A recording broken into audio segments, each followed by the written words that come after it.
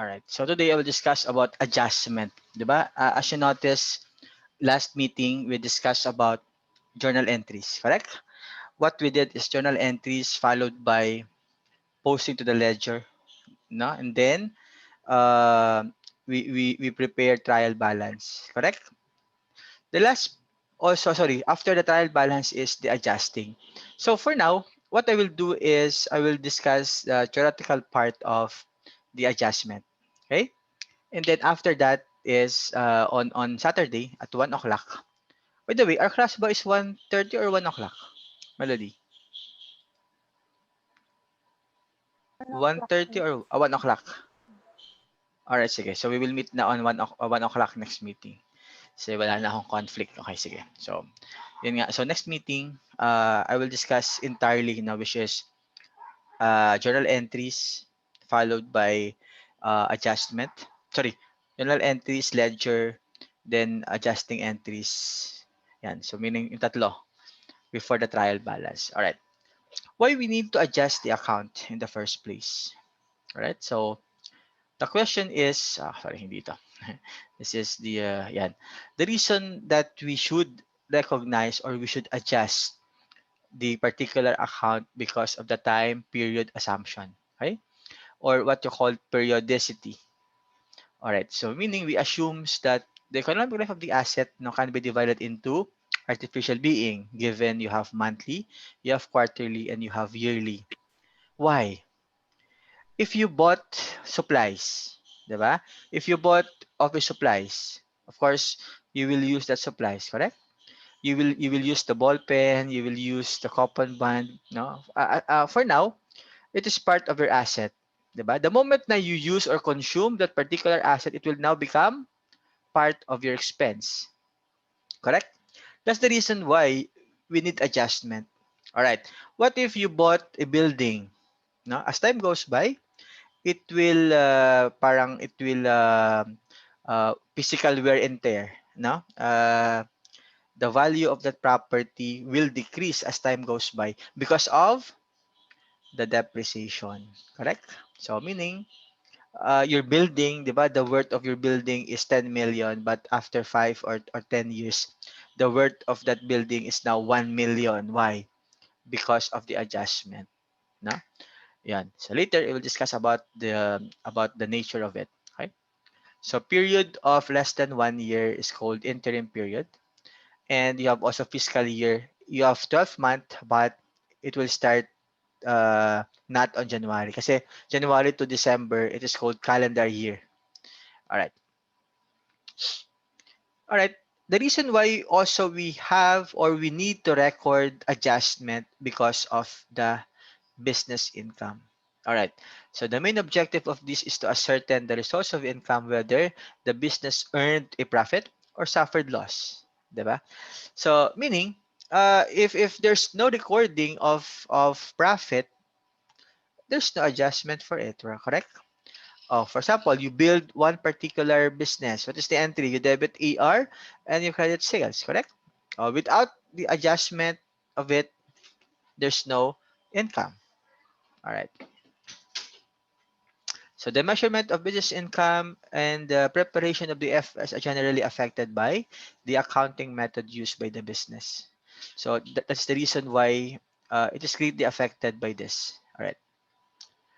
So adjustment number one is we should follow accrual basis of accounting. I believe I discussed this, correct?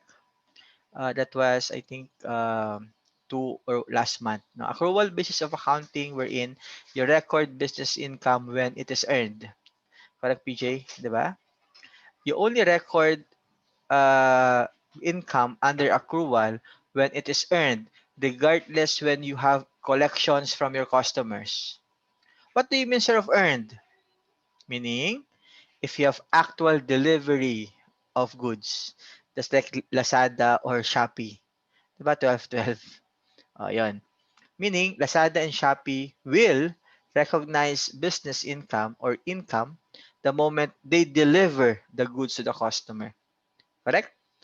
Or, let's say si Catherine Wong is a consultant.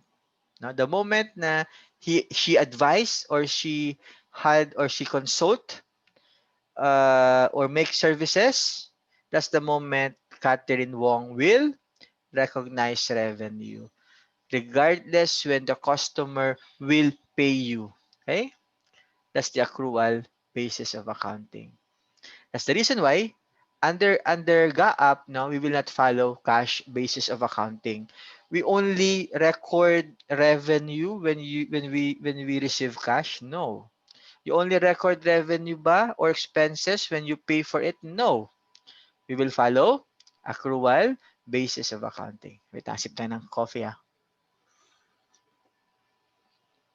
Alright. Kasi alam nyo ba, I started at 8 o'clock with same class ACC 520M, 8 o'clock to 10. Then 10 o'clock until 2 o'clock, CMA. Then kayo, 2 o'clock. And then until 4. Yan, parang inaantok na ako. Anyway, yan. Alright.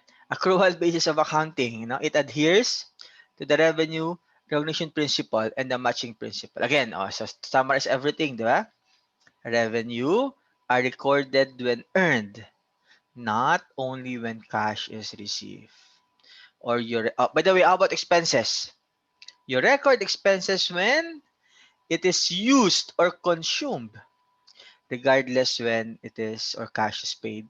Diba? So, yun nga. For example, you have your building, you have your supplies. For the meantime, it is part of your asset, correct? But the moment na you use that asset or you consume that asset, it will now become part of your expense. Again, for example, you purchase, again, supplies. Yeah. It is an asset, but when you use that ball pen or coupon band or ink, it will now become part of expense. When you bought or when you pay in advance, you have your prepaid, correct? So as time goes by, when you use or consume that building or that condominium, it will now become part of expense. All right, understood? Zauyo. Okay, Zauyo. All right. All right, sige. That's why we should not record or we should not follow cash basis of accounting because it is not GAAP. Ano yung GAAP? Generally accepted accounting principle. Yan, not permitted. Yan. You only record bazaw of your revenue when you receive cash, or you only record expenses when you pay for it, or when you have your cash payment. No, we will follow accrual basis of accounting. All right. Revenue recognition principle. Again, services revenue are to be recorded when there is an actual performance of services. I am a CPA, I am a consultant. The moment I render my services, diba? I will record it as part of revenue. All right. Also, when I deliver my goods to Melody, let's say, so I will recognize or I will record it as expense when the goods are delivered to Melody. All right. So far, no question, huh? All right. Matching principle. So there are two principles, no? Revenue recognition principle and matching principle. Number two is matching principle. What do you know of this? Meaning, if you recognize revenue in the same month, you should also record expenses on the same month. Di ba? Of course, the reason why you have revenue because you have cost of capital, correct? In Tagalog, may capital ka. So meaning, if you record revenue this month, this December, you also record expenses on December, not on January or February next year. Sir, can we record expenses next year so that we have more revenue now? No. Matching principle, you record revenue now. Also, you record expenses now. Not next month, not next year. Okay? That's the matching principle. That's the reason why you have adjustment. All right, adjusting entries make that revenue recognition and matching principles happen. Okay, that's why you have your adjusting entries. Okay, take note ha. Again, to summarize, revenue recognition principle, you recognize adjustment because of the accrual basis of accounting. You recognize revenue when earned, regardless when it is when you have collection from your customer. You record expenses when your asset is used or consumed to have your revenue. Diba? Also, matching principles, you record revenue in the time that you have also your expenses. And that's why you have adjustment. So last meeting, as you noticed, no, we have this trial balance. Don't worry, next meeting, we will discuss journal entries again, then followed by ledger, followed by trial balance, and the last is all about journal entries, ledger, trial balance, and now the adjustment. All right, adjusting process. Adjusting process is made in order to comply with the GAAP, diba? Regarding, again, revenue, principal, and at the same time, matching principles. All right. Adjusting entries are required each time FS are prepared. Yeah, very important that you that your account is up to date. No, not overstated, not understated, because there's no adjustment. All right. Adjusting entries are adjustment used to bring up to date the assets, liabilities, revenue, and expenses. What if nakalimutan or you forgot to recognize or to record adjustment?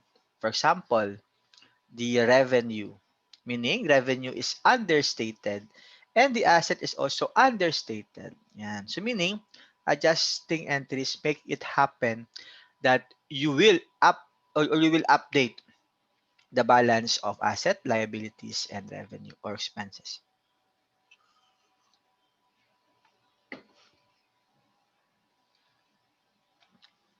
All right. Adjusting entries are usually made at the end of the accounting period. So, in our company in San Miguel, nung nasa San Miguel pa ako, we use monthly. In NBOC ba? You're in accounting melody. No? Ah, no, no. Hindi po Okay. sir. All right, all right. So, if you're in accounting, I think in bank is daily. Di ba? You need to close it. No? Yan. Yun yung maganda sa bangko na tama ba, 'di ba, Melody? Your transaction for today is only for today. Yun yung na-miss ko sa bangko since I am 'di ba, my first job was in Allied Bank. Yan, no pending. Yan. Yan. So adjusting entries now when they are earned and the expenses recognized when they are incurred. So ano to? That's your accrual basis of accounting. Yan. All right. There are I will discuss only four of this entries now. There are four classifications or six classifications of adjusting entries. You have prepayments, okay? You have pre-collection, you have accruals, and you have estimates. So I will discuss one to four only, right? What do you mean of prepayments? So meaning, you pay in advance. All right. Pre-collection is meaning you receive cash in advance. So itong one and number two is parang vice versa, no? Kabaliktaran. Okay? Number three is, I think number three ay ginawa na natin, no? We record AR, debit, and credit sales. In our last meeting, we discussed the accruals already. We record payable also. Okay? Number four, estimates. I will focus more on the depreciation only. Okay? Amortization is for the intangible assets. Estimated uncollectible accounts is for AR. Don't worry, I will focus more on the depreciation side. All right. 5 and 6 and 7 to be discussed further now, later na. All right. Okay. Number one, types of adjusting entries. Prepayments. By the way, prepayment, example of prepayments. Sige, ito muna tayo. I will go back to this. Number 1 and number 2. All right. Prepayments. For example, Melody and PJ. No? Si PJ and Melody. What if si Melody has money and she wants to avail the condominium of PJ. But Melody has money. Sabi ni Melody, I will pay you, PJ, 2 million. Okay, 2 million. And it will cover for 2 years of renting your condominium. Okay? And Melody will pay, let's say, on January 1. All right. January 1, on the part of Melody, it is a prepayments. Prepaid assets. Why? Because prepaid asset meaning it is an asset on the part of Melody. Because you pay in advance, di ba, Melody? You pay it in advance. Okay? On the part of PJ, it is a pre-collection. Di ba? So on the part of PJ, it is unearned revenue, meaning liability. So on the part of PJ, he will recognize as liability. As time goes by the way, kay Melody, no, it is a prepaid asset. But eventually, because of adjustment, it will become or it will transfer to expenses as time goes by. Because of you use the condominium of PJ as time goes by. Alright, so the prepaid expense will eventually become an expense. On the part of PJ, for now, it is a liability, an earned revenue. But the moment Melody used your condominium, PJ, the unearned revenue or unearned rent revenue will be transferred to what? Rent revenue. Later, I will discuss that thoroughly. That's the essence of 1 and number 2. So parang it is related to each other, no? Prepayments and pre-collection.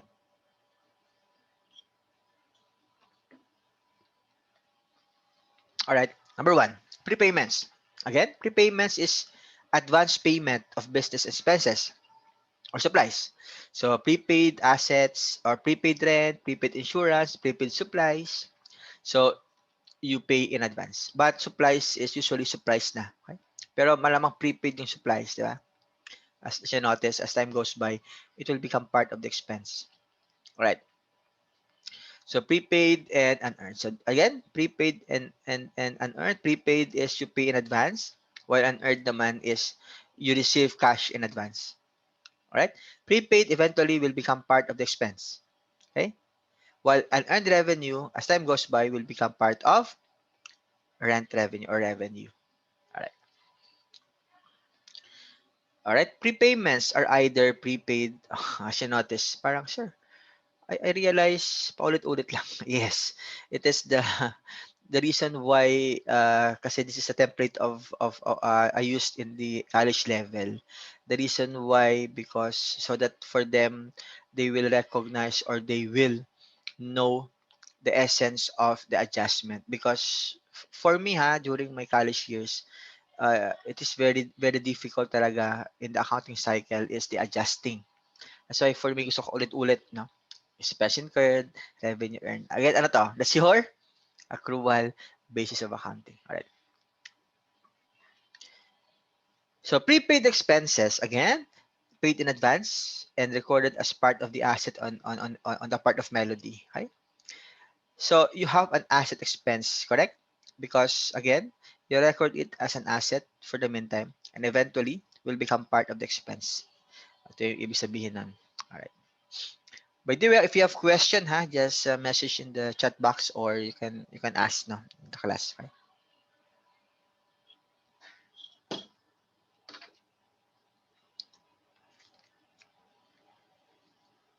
All right, sorry. Next, prior to adjustment, how about Melody forgot to adjust? Di ba Melody recorded it as an asset? So for sure, the asset of Melody, which is the prepaid asset or prepaid rent, is overstated if there's no adjustment. Okay? And also, expense are understated. That's why very important is the adjustment, no, because of this. Kasi initially you record it as part of the cash of the asset, but eventually hindi na. Okay? Yeah, adjusting entry results in a debit to an expense and a credit to an asset. Later, there are two kinds of prepaid. No? There are two kinds of prepaid. All right. Examples of prepaid includes supplies, rent, insurance, and property taxes. So you have prepaid supplies, prepaid rent, prepaid insurance. Yan. Yan. There are two kinds of prepayments or prepaid. Asset method and you have expense method. What do you mean of asset method or also known as balance sheet method? So yung ginamit ni Melody, the use is you recognize it as prepaid asset. Okay? That's an asset method. All right. At the end of the accounting period, the asset is overstated if there's no adjustment. All right. Accordingly, the expired portion is an expense. All right. What do you mean of this? Example. Initial entry of Melody is debit prepaid. Sorry I will delete this now. Common sense na lang.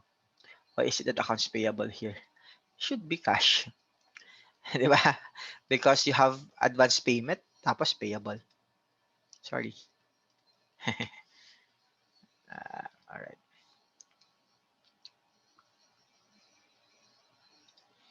All right. First thing, what is the entry? Debit prepaid asset. Prepaid rent. 'Di ba?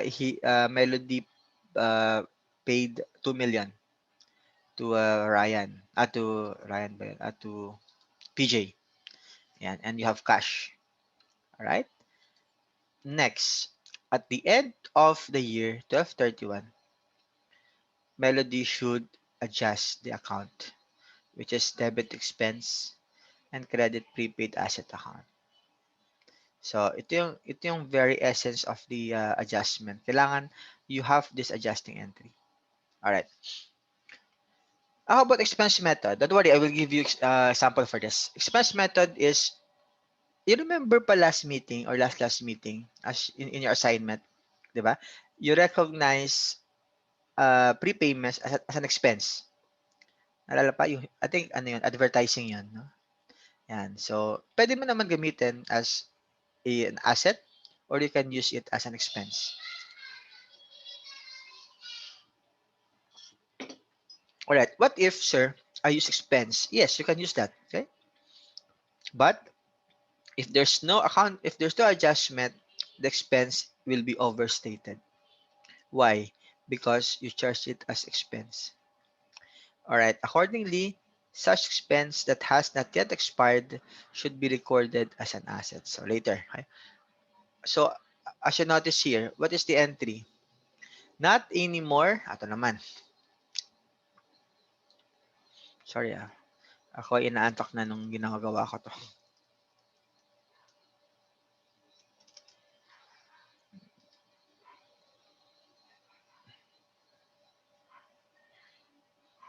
So as you notice here, what we debit here is not the prepaid asset, but the expense account. And we credit cash. Okay. I remember this now, Lasal. Sir, are we violating the GAAP? Why? Because you record expense on January 1. Di ba, sir, you told us that you will only record expense when it is incurred. January 1 pa lang. Yes. It is not a violation of GAAP as long as you have this entry. But if there's no adjusting entry at the year end, for sure, it is a violation of the generally accepted accounting principle. All right. Meaning, in terms of this adjusting entry here, what we adjust here is the what? The unused portion. In the asset method, what we adjust naman is all about used portion. Alright, sige. To better understand this, I have example here. Okay. I have also here ginamit kanina. Sana ba 'yon? Ito, adjusting.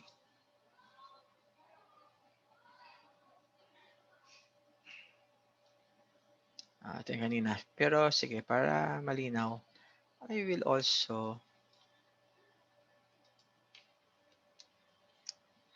ito naman sa baba. Pero i-buy ko na yung amount ha.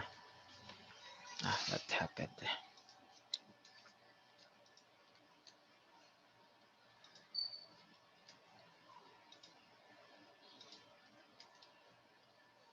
Alright, si Jules to saka si Samuel. Ngayon naman si Melody. Yan, March 1. Melody. Melody paid. Let's say 2 million. Yan. For the payment of list covering, let's say 2 years lang. Okay. 2-year term to PJ. Alright, so on the part of Melody,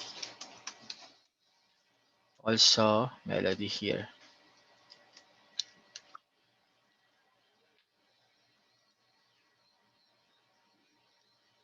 Alright, so what is the entry on the part of Melody? Alright, let's say this is asset method, asset method, expense method. So the entry on March 1 on the part of Melody is debit, prepaid rent. How much? Diba 2 million? Alright, 2 million. Alright, also cash is 2 million, correct? Correct? Alright, why? Because Melody paid 2 million to PJ because Melody has money. I will advance the 2 million for the covering for the 2-year. Alright, on December 31, Melody should adjust the prepaid rent. Alright, paano yun? So what is the month's consumption for first 10 months, no? March, April, May, June, July, August, September, October, November, December. So you have 10 months. So how much is the annual rent? Diba you have 2 million? How much, how many years? 2 years now. For sure, you have 1,000 annual rent. Same lang pala kanina. Alright. So 1,000 is your annual rent. And then since you have 10 months, so the use portion of the asset method is the adjusting entry here is the use portion. Okay? Same lang ba? 1,000 1 million times 10 over 12. I think yes. 833.333 din. Alright. Kataon lang. Sige nga, 1 million times 10 over 12. I think yes. Correct? So, meaning, in the asset method is we should recognize rent expense 833 and prepaid of 833. Okay. How about in terms of the balance? Now, siya notice prepaid. How much is the beginning? Beginning is 2 million, correct? Then also you have credit of 833 here. So how much is the prepaid rent? 166,667. How about rent expense? Same pa din, 833.333. Understood? All right, what we did is journal entries and after that we transfer it with our ledger. Question? Wala? Melody okay? All right. Question. All right. How about PJ? Question. Wala? Catherine. Okay, Ron. All right, next. Wala question na. Next, how about in the expense method? As you notice, no? In the expense method is you debit here rent expense, not a prepaid asset. All right, 2 million here. So you have here 2 million. All right, 12/31/2020. So 12/31/2020, the adjustment here is basically should be the unused portion. Sige nga, I will copy na lang to ulit para maintindihan natin. Alright, so how much is the annual rent? Wag na. Ito na lang. Alright, so 2 million. Alright, so you have here 2 million. How much would be the unused portion? Tama ba? 50 over 60? Sorry. So you have here 2 years, di ba? So 2 years times 12, you have here 24, correct? How about the used portion? sorry, the unused portion. Since you have 24, ang nagamit mo na ay 10, so the unused portion is 14, correct? Correct? All right, again, bakit sir 14? Since you have 2 years, 'di ba? 2 years is the annual. 2 years is the 2 years is the coverage of the rent of Melody. So meaning 2 years times 12, you have 24 months the coverage of the rent. Since out of 24 months, the unused portion is sorry, mali pala ako. 10 is the used portion, 'di ba? 10. Tama, 24 minus 10. Sorry, 14. All right, so 14 divided by 24. So how much would be your prepaid? So ilan 'yun? Same lang ba? Ay, para malamang hindi. 2 million times 14 divided by 24. Ito ba ay 161? Tama ba? 1,666,666.67. Correct? Tama ba? You understand ba the reason for this? Malinaw, Melody? Sao? Alright. Ron, PJ. Alright, sige. Again. Sir, what is the reason why you record this again? If you use expense method, the adjusting here is the unused portion, hindi pa nagamit. While in the asset method, the adjusting naman dito is the used portion, yung nagamit. Di ba? March to December, you use 10 months. Correct? The used portion here is 10 months. Alright. While in the expense method, the unused portion here is 14 months. Why 14 months? Because you have 24 months. In 2 years, you use 10. 10, 24 minus 10, you have 14. The reason why you have 14 here. 24 because you have 2 years, so you have 24 months. Alright. Understood, ah? So in terms of prepaid, as you notice, the prepaid here is 166.667. Alright. How about in terms of your rent expense? 2 million. Sorry. Ito yan, 2 million minus 166.67. So you have here 333,333. Wait, parang may mali. Tama ba to? Para may mali yung ano. 1 million times 10 divided by 12. 2 million. Para may mali na. Divided by 2. You have 1 million. Times 10 divided by 12. So, tama. 833. Alright, here is you have... okay. Baka to 1. Should be 4. Correct? Sorry. 2 million. Sorry may mali. Times 14 divided by 24. Tama, 166.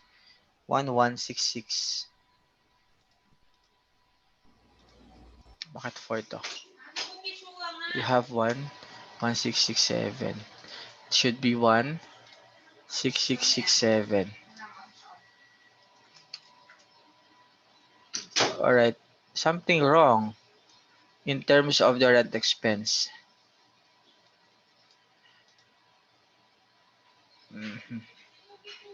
Times 2 years. Alright, sige. Para malinaw. So, para to validate first, no?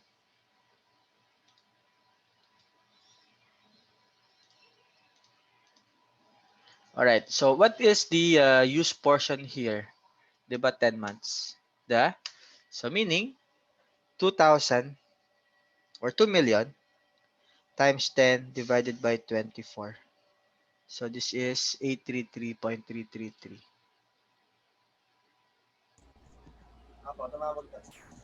Sir, hello. Maybe, Questions? sir, there's a formula in your prepaid rent and rent expense, sir, in the Ito? green portion. Ito ba? No, sir. The upper one, sir. The prepaid rent and rent expense, sir. Ito? Uh, yes, sir. I think that's correct, sir. That portion, but in the lower part, sir, the prepaid rent, it should be 1,166,666. Ito. 1220. Correct. Prepaid. Correct, di ba? So Uh, here. no, sir. It should be 1,166,666. Alright. Here. Correct. Should be 1, no? Ito nga. I will go back to this. So it should be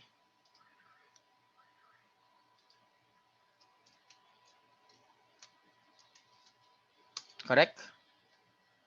1,167. Wait ha. Parang nalilito ako. So this is 2 million. The use portion is 14 divided by 24. So tama. Okay. How about sa kabila? This is 2 million times 10 divided by 24. It is 8333. Yan. Should be 833,333.33. So tama. Same as kanina. Alright. Alright. So okay na. Because of the 500. Alright. Thank you, PJ. No? Again, as you notice here, no? What we discuss here in terms of the unused portion is the expense method is the unused portion. That's why you have 14 over 24. In terms of the asset method, what we multiply it is the used portion. As you notice, no, the prepaid rent here and the prepaid rent here is you have the same balance. Correct? How about the rent expense? Still, you have the same balance. All right. So, what do you think is the reason for this? No, you can use both naman, no, or but for me, the easier one is you should use the asset method. Correct? PJ or Melody? What do you want? Asset method or expense method? Expense method is sometimes nakakalito din, no? But if you know already this, okay lang. You can use expense method or asset method as long as at the end of the year you have the same balance. All right. What do you think is the most for me the easier one between the two? For me the asset method. All right, sige. So how about in this example? Sorry. Yan. Example, Miguel Company paid in advance rent for 12,000 covering for the period of 1 year. The recording of it as follows. So asset method, no, as you notice, 12 million, 12 million. Pero pakakaiba nila is prepaid here. This is also rent expense here. All right. Adjusting entries, as you notice, rent expense, prepaid rent, this is the used portion. This is the unused portion. All right. So as you notice in the trial balance, uh, if you use asset method versus expense method, no, you have the same balance of prepaid of 8,000, 8,000, rent expense of 4,000, and rent expense of 4,000. All right. So if you use asset method or expense method, it does not matter. As long as at the end of the balance sheet date, you have the same balance of prepaid and rent expense. Question before we go to pre-collection. Catherine, question. Ron. So I assume na you understand this. All right. Next. Next is all about pre-collection or deferred. So, advanced collection of business revenue, meaning kabaligtaran on the part of PJ here. Yan. So, cash collection, unearned revenue. So, for the meantime, it is a liability, no, on the part of PJ. There are two kinds of unearned revenue. Okay. Liability muna, eventually. will become part of the revenue. You will transfer it as part of the revenue. All right. So on the part of PJ, so pag walang adjustment, liability will be overstated for sure, and revenue will be understated. Ano yung sample? Rent, magazine subscription, airplane tickets, and tuition. So meaning you receive cash in advance. All right. There are two kinds of pre-collection or deferral. You have liability method, or also known as statement of financial position method or the balance sheet method. So you record it as part of the unearned revenue. Yan. So liability muna on the part of PJ. Eventually, it will of course if there's no adjustment on the part of PJ, for sure liability will be overstated, no? And of course, also the revenue is understated kasi nasa liability mo yung unearned revenue. Okay? Yan. Logically, the liability will reduce so that you will recognize revenue. All right. There also you have, okay, what is the entry? Cash and credit unearned revenue. So KPJ, it is a liability if you are liability method. And then adjusting entry here, some of the unearned revenue here is to be transferred to revenue account. Why? Because it is now the earned portion. In the liability method, what we adjust is the earned portion. So later here, should notice sa baba, you have liability method is the earned portion. Revenue method is the unearned portion. So gagawin natin later is kabaliktaran kanina. Okay? Right. You have also revenue method. Instead of liability method, ginawa ni PJI to be recorded as revenue. Oh, ito na naman. Sir, it is prohibition or not in compliance with the GAAP. Yes, it is prohibition or not in compliance. But if you have an adjustment, no, it's okay. Okay. So, meaning the entire amount is to be recorded as an advance collection and as part of the revenue. Diba? On your part, okay nga yun, taas ng revenue. Pero hindi. You should adjust, no, the revenue. Okay? Or sorry, the revenue account. Yan. So, initially, as you notice, not anymore unearned revenue, but you recognize it as revenue. Again, January 1 to. No? Impossible that you have a revenue, especially that you delivered your goods, revenue account baka agad. No. Not prohibited, it is a compliance with the app as long as you have an adjustment, which is debit revenue and credit unearned revenue. Ano to? That's the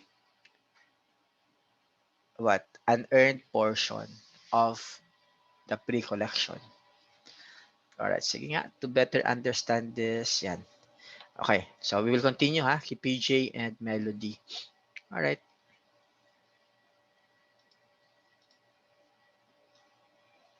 Alright, sige. Ito, copy ko ito ulit. Yan, on March 1. So, the part of PJ, si PJ. PJ and PJ. Alright, on March 1. So, can I copy this, no? Kasi malamang ito rin yan. For sure.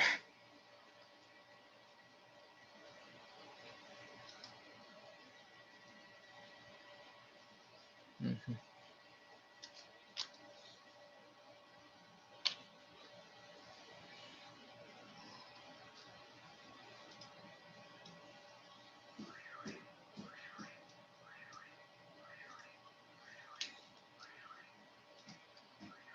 Sige, wag na. Taas na lang. Okay? So, meaning, Melody, of course, on the part of PJ, no, he received cash, correct? Of 2 million. But in liability method, you have unearned revenue of 2 million, correct? So, liability on the part of PJ. All right. On December 31, PJ will now recognize revenue. Why? Because ginamit na ni Melody yung condominium ni PJ for 10 months. Okay? In English, sorry. May ano pala dito. Uh, Melody used the 10-month period, no, of the condominium of PJ. That's why, how much? I think 833 pa din, no? So, it's the computation.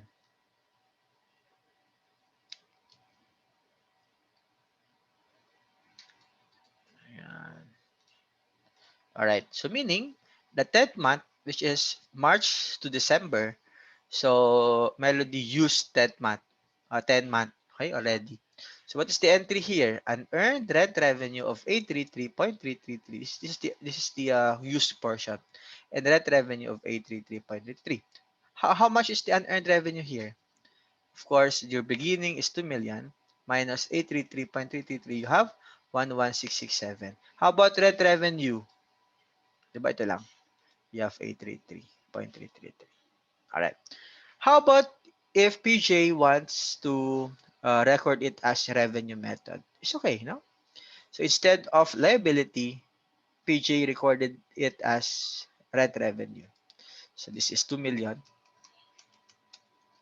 And also this is 2 million. Alright.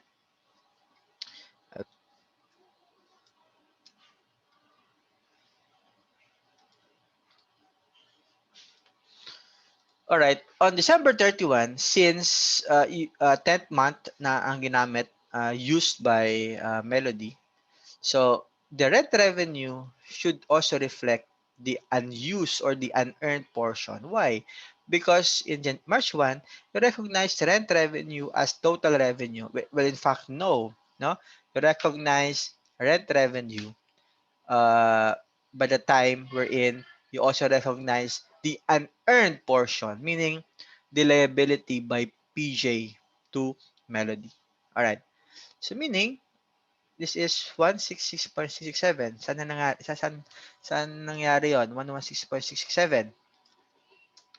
'Di ba ito 'yan? The unused portion or the unearned portion of the liability. All right. As you notice now, unearned revenue here is 1166.67. As you notice in the other side, you have the same. Yes. How about rent revenue?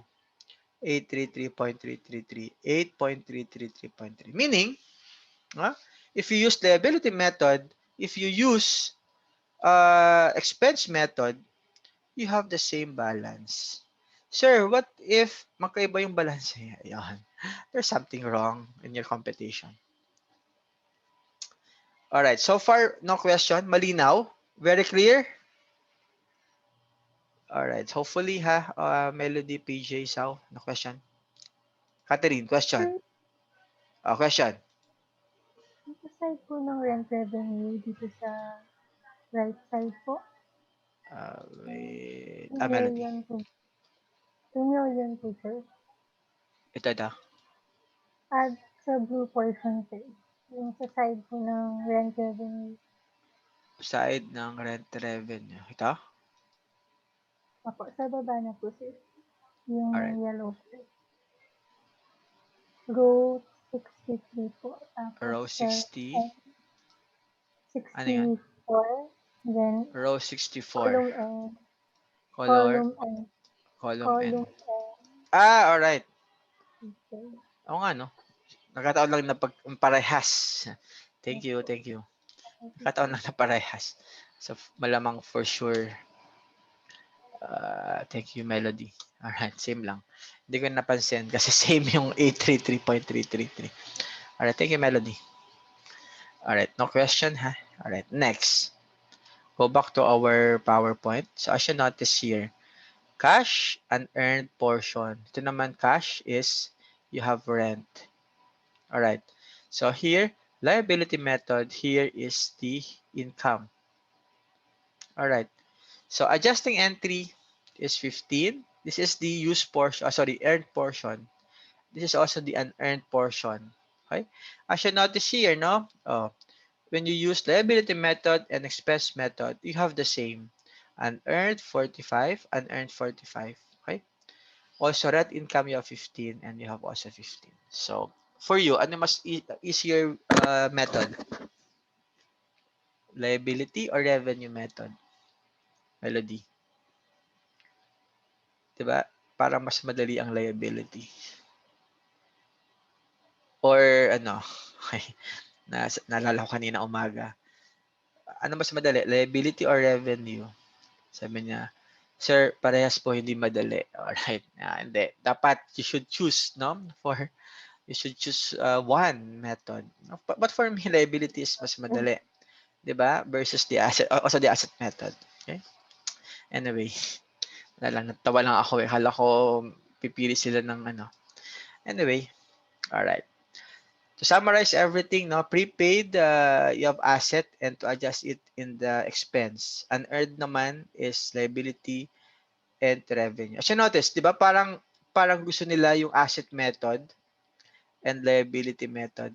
Diba? Yan, asset method to and liability method. Alright.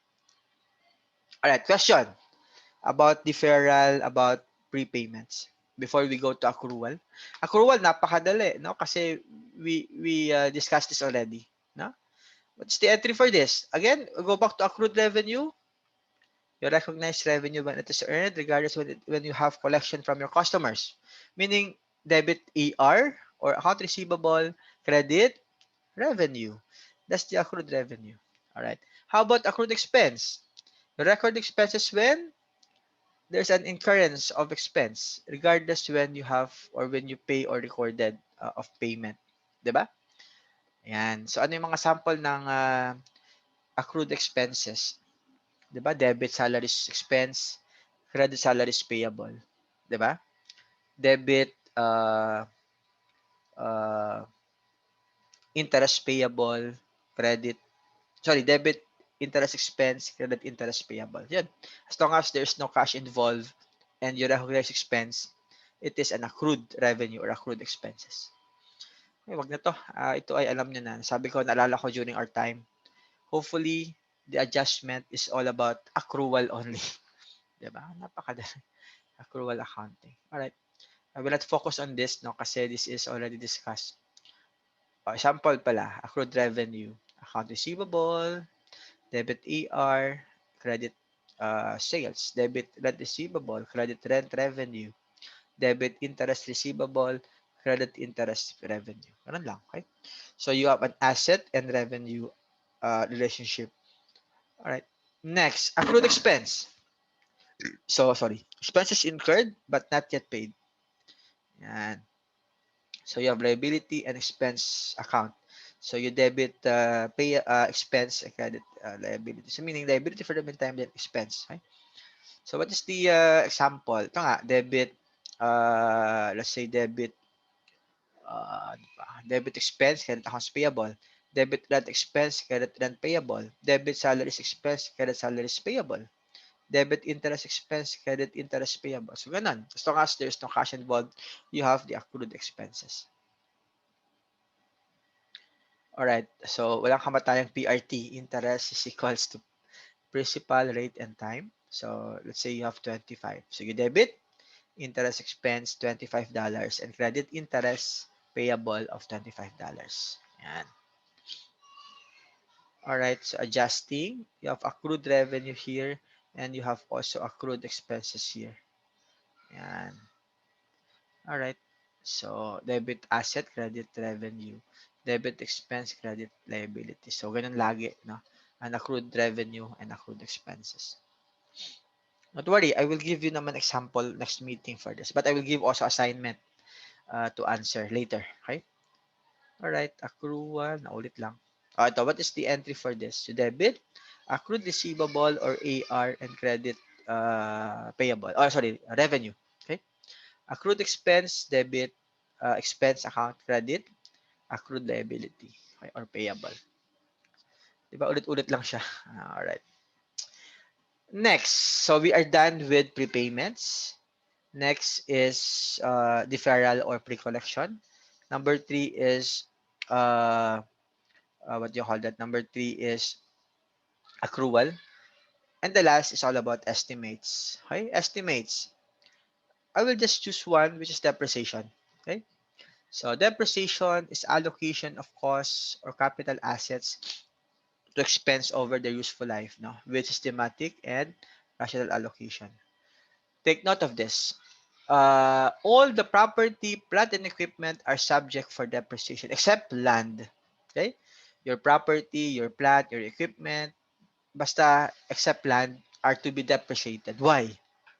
Because land will increase, no, the property. All right. Sige. Estimates. So you have here depreciation expense. Diba? So depreciation, since they are expected to provide benefit over several years. So debit, depreciation expense, and credit, accumulated depreciation. All right. There's a new account here. Accumulated depreciation. All right. What do you mean of this? This is a contra asset account. Okay. What do you mean of contra asset? Deducted to your property, plant, and equipment. That's why it is called contra asset account. All right.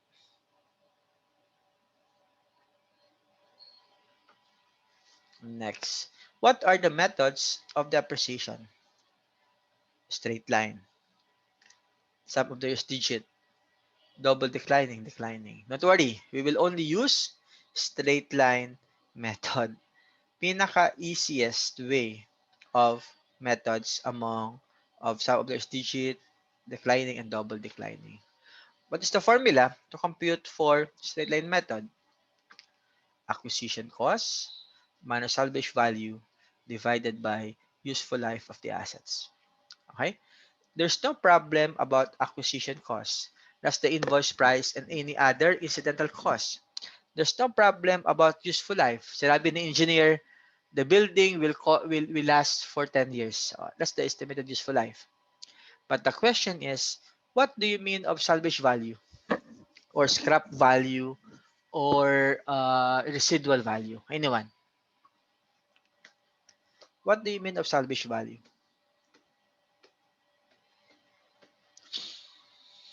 Hi. Si uh, Ann Castillo. What do you mean of salvage value? Sir, What do you mean of salvage value? hindi ako sure, sir, All right. pero feeling ko Sure, yung, sure, try.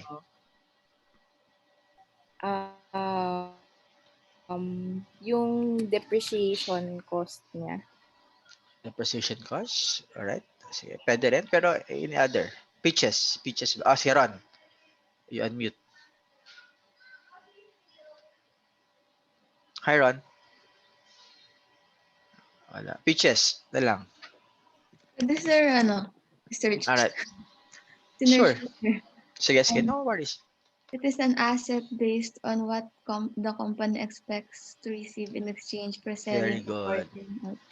Very good. For example, ikaw, you have your own car, let's say Toyota Innova. You purchase that worth 1 million now, no? Sabi mo, maybe after 5 years, the cost of this Toyota Innova is only 1 million. So meaning, 1 million is the salvage value. Salvage value meaning that's the value of your Toyota Innova after the useful life of the assets. Salvage value is the selling price wherein you will sell that property after 5 years. So, tama yan, peaches, di ba? Or, tama, di ba? Ano ba? Peach or peaches? Peaches or peach? Kahit ano, sir. Kahit ano. Yan. So, meaning, salvage value is the amount of the property after the useful life of the asset. So, take note of this formula, ha? Alright. So, annual depreciation expense, acquisition cost minus salvage value divided by estimated useful life. Okay? Acquisition cost, historical cost, purchase price, and any other incidental cost. Salvage value is scrap or residual value of the fixed assets at the end of the useful life. Okay? and also as useful life, no, estimated useful life of the asset. All right, I will have your example. No? All right, can I have this example? All right, yan. All right, sige nga.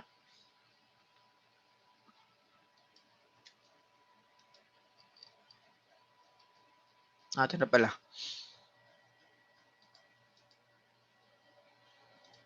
All right, let's say, okay ba naman? Let's say the amount is 5 million. All right, let's say there's no salvage value here. 0. All right, ito muna ha, sa kabila. As you notice here, 10 million, salvage value is 1 million. Useful life is 9 years, January 1, 2020. What is the annual depreciation? Of course, 10 million, di ba? Minus 1 million as salvage value divided by 9 years. So as you notice here, debit depreciation expense 1 million and credit depreciation accumulated 1 million. Okay? So ito yung formula niya, no? Salvage value minus cost minus salvage value divided by useful life. So the answer here is at 1 million.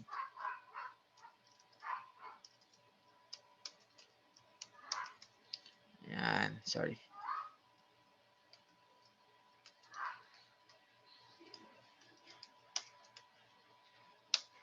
Yan. The question is, what is the book value of the building after 1 year? 9 million. All right. How about in the third year? How about in the third year? How much is the book value? Okay. You have now 7 million. Why 7 million? Because you have 1 million. You have 1 million every year times 3. So you have 3 million. 10 million minus 3, you have 7 million. How about after 9 year? How much is the book value? 0 ba? The answer is no. Kung magkano yung salvage value mo, that's the book value of your asset. Why? Sabi nga ni Peaches, you will sell the property at worth 1 million because you have a salvage value. Alright. How about next example? No? Let's say 5 million. Salvage value is 0. Useful life is 5 years. Yan. So how much is, I think same lang pala. Let's say 15 million na lang. 15 million, okay? Minus 0 kasi you have no salvage value. Diba? Divided by 5 years. Alright. Wait lang ha.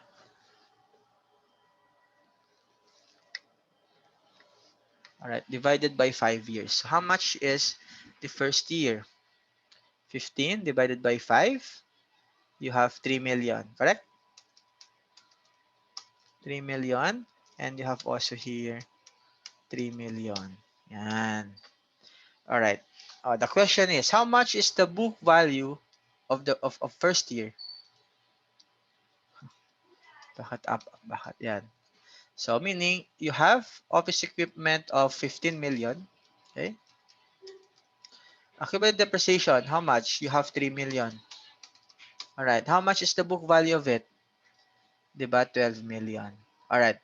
How about in the third year? How much is the book value? Sige nga, kayo naman. How much is the book value of your equipment in 3 years? Melody.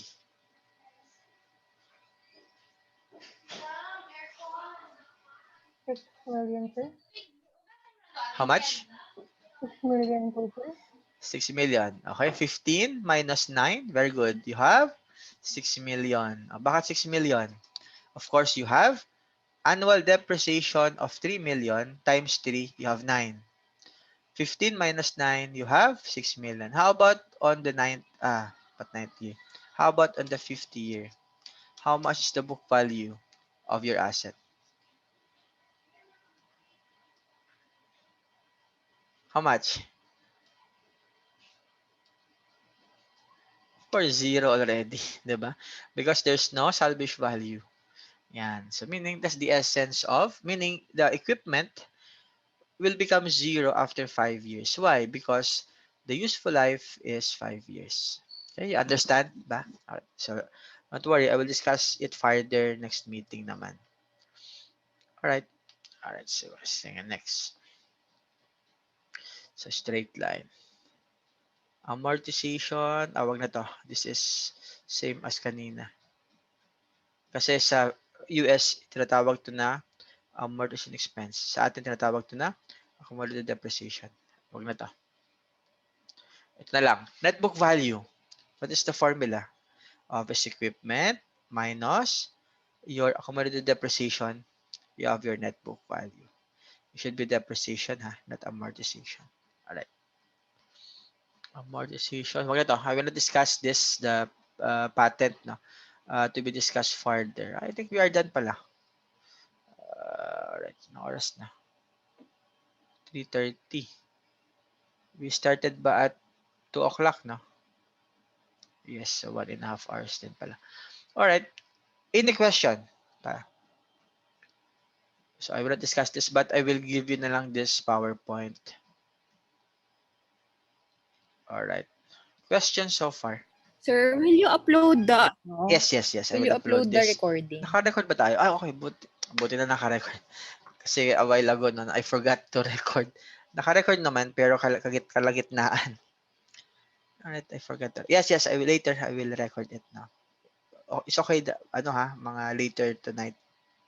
Then also, I will give assignment for the adjustment, so that by next meeting, what we will do is journal entries, ledger, then we do trial balance, and after that is the adjustment.